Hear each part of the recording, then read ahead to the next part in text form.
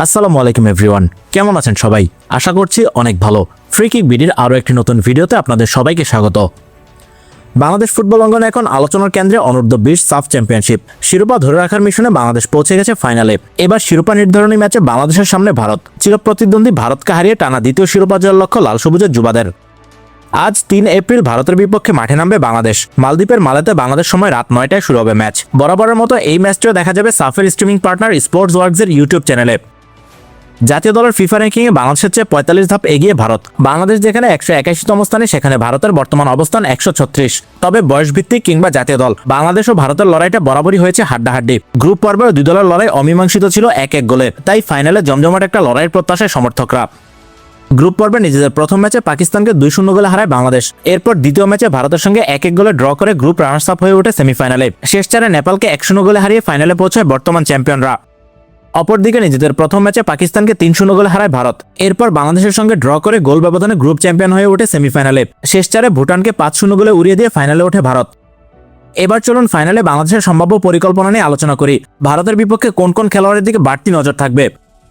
এবারের সাফে গোলপোস্টে বেশ সাবলীল ইসমাইল হোসেন মাহিন। 3 ম্যাচে মাত্র 1টি গোল হজম করেছেন তিনি, সেটিও ভারতের বিপক্ষে। বিগত ম্যাচগুলোতে বেশ ভালো কিছু সেভ দিয়েছেন তিনি। তাই হাই ভোল্টেজ ফাইনালে বাংলাদেশ গোলকিপারের কাছ থেকে আরও একটা সলিড পারফরমেন্সের প্রত্যাশায় থাকবে। সেন্টার ব্যাক পজিশনে অধিনায়ক মিঠু চৌধুরী এবং ইউসুফ আলীর খেলার সম্ভাবনা বেশি। পুরো আসর জুড়ে বেশ ভালো পারফর্ম করেছেন বাংলাদেশ অধিনায়ক। অপরদিকে প্রথম ম্যাচের পর সেমিফাইনালে ব্যান্ডেজ নিয়ে দলের রক্ষণকে নির্ভরতা দিয়েছেন ইউসুফ আলী। লেফট ব্যাকে শেখ সংগ্রাম থাকতে পারেন একাদশে। রক্ষণ সামলে আক্রমণে অবদান রাখছেন তিনি, করেছেন 1টি অ্যাসিস্ট। আসরের শুরু থেকেই বলা হয়েছে রাইট ব্যাক পজিশনে বাংলাদেশের এক্স ফ্যাক্টর হতে পারেন ডেকলান সুলিভান। তবে প্রথম 2 ম্যাচে তাকে 1 মিনিটের জন্য খেলানো হয়নি। সেমিফাইনালে একাদশে জায়গা হয়নি। তবে মাঠে নামার সুযোগ পেয়েছেন ম্যাচের অন্তিম মুহূর্তে। মাত্র মিনিট 10 সময়ের মধ্যে 2টি পরিষ্কার সুযোগ তৈরি করে আবারও সবার নজর কেড়েছেন তিনি। তাই ফাইনালে ডেকলান সুলিভানকে শুরু থেকেই খেলানো নিশ্চিত করতে হবে। পুরো আসর জুড়ে হোল্ডিং মিডফিল্ডে ক্রিয়েটিভিটির অভাবে ভুগছে বাংলাদেশ। তারপরও কোনো অদ্ভুত কারণে প্রতি ম্যাচই চন্দন রায় এবং কামাল মৃধাকে খেলানো হয়েছে।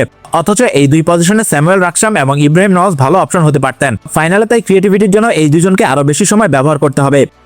অ্যাটাকিং মিডফিল্ডে নাজমুল হুদা ফয়সালের দিকে তাকিয়ে থাকবে বাংলাদেশ দল। গত ম্যাচে বেশ কিছু সুযোগ তৈরি করেছেন তিনি, তবে ফাইনাল থার্ডে তাকে আরও বেশি কৌশলী হতে হবে। টুইংয়ে স্পটলাইট থাকবে মুর্শেদ আলীর দিকে। গত ম্যাচে তার অ্যাসিস্টে একমাত্র গোলটি করেছিল বাংলাদেশ। ফাইনালে নিজের গতি ও স্কিল দিয়ে আরও একবার দলের আক্রমণে অবদান রাখতে চাইবেন তিনি। এদিকে গত ম্যাচে জয়সূচক গোলটি করেছেন লেফট উইঙ্গার মোহাম্মদ মানিক। গতি থাকলেও বক্সে ক্রস পাঠানোর ক্ষেত্রে আরও বেশি অ্যাকুরেট হতে হবে তাকে।